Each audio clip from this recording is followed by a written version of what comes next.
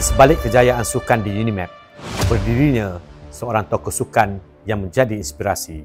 Saudara Narbizan bin Muhammad, satu-satunya Olimpian Unimap dan seorang pensyarah kanan yang komited dalam membangunkan bakat muda. Sebagai juara sukan SEA 2003 dan wakil negara di Olimpik 2004, beliau kini membimbing atlet Unimap ke pentas kebangsaan dan antarabangsa. Di bawah kepimpinannya, Unimap terus mendominasi kejohanan seperti sukum dan suki.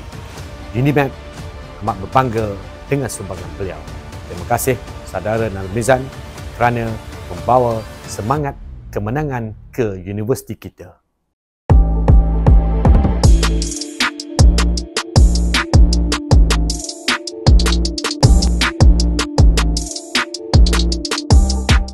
Assalamualaikum warahmatullahi taala wabarakatuh dan salam sejahtera. Salam ilmu, keikhlasan dan kecemerlangan Unimap. Izinkan saya memperkenalkan diri saya. Saya Narbizan bin Muhammad, bekas atlet olahraga negara dan kini bertugas sebagai pensyarah kanan di Jabatan Bahasa dan Pengajian Umum, Fakulti Perniagaan dan Komunikasi Universiti Malaysia Perlis. Saya juga merupakan pengerusi program sukan prestasi tinggi PSPT di bawah timbalan Naib Chancellor Ewa Pelajar Unimap. Saya mula berjinak dalam sukan olahraga sejak sekolah rendah. Namun titik perubahan sebenar berlaku apabila saya menyertai program bakat khas olahraga di sekolah Sultan Abdul Aziz Shah Kajang. Dari situlah saya mengasah potensi dan mengorak langkah ke peringkat yang lebih tinggi. Pencapaian tertinggi dalam kerjaya sukan saya adalah mewakili Malaysia semasa Sukan Olimpik 2004 Athens. Satu pengalaman yang menjadi kebanggaan dan inspirasi buat saya sehingga kini. Selain itu, saya juga pernah meraih 2 pingat emas di Sukan SEA Vietnam 2003. Satu detik yang sangat bermakna dalam perjalanan saya sebagai atlet negara.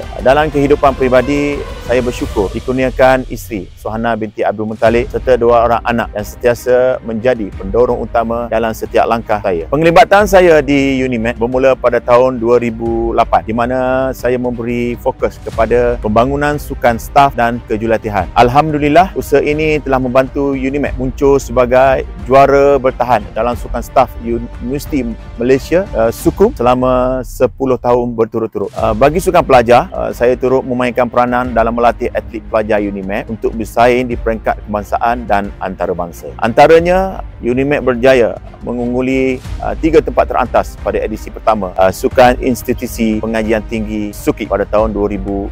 Sehingga kini, Unimap masih lagi berada dalam kelompok universiti terbaik. Saya juga berbangga beberapa atlet yang saya latih telah berjaya mewakili negara ke kejohanan Universiti ASEAN. Selain itu, seorang pelajar Unimap turut tersenarai dalam program larian bawah 10 saat iaitu B10 Kementerian Pengajian Tinggi serta menerima beasiswa sukan KPT sebagai pengiktirafan atas prestasi cemerlangnya. Alhamdulillah, hari ini olahraga pelajar Unimap tidak lagi berada di belakang. Mereka kini mampu berdiri di podium penerima pingat, bersaing setanding dengan atlet negara yang lain. Ini adalah hasil dari usaha berterusan, disiplin tinggi dan sokongan dari pelbagai pihak. Sebagai tanda penghargaan, saya ingin merangkamkan ucapan terima kasih kepada semua Naib Chancellor Unimap yang memberi saya ruang untuk terus menyumbang kepada pembangunan sukan olahraga di Unimap. Pengurusan Unimap dan KPT atas sokongan yang tidak berbelah bahagi dan semua atlet olahraga pelajar Unimap dari 2008 hingga kini yang sentiasa komited mengikuti program latihan. Saya percaya bahawa kejayaan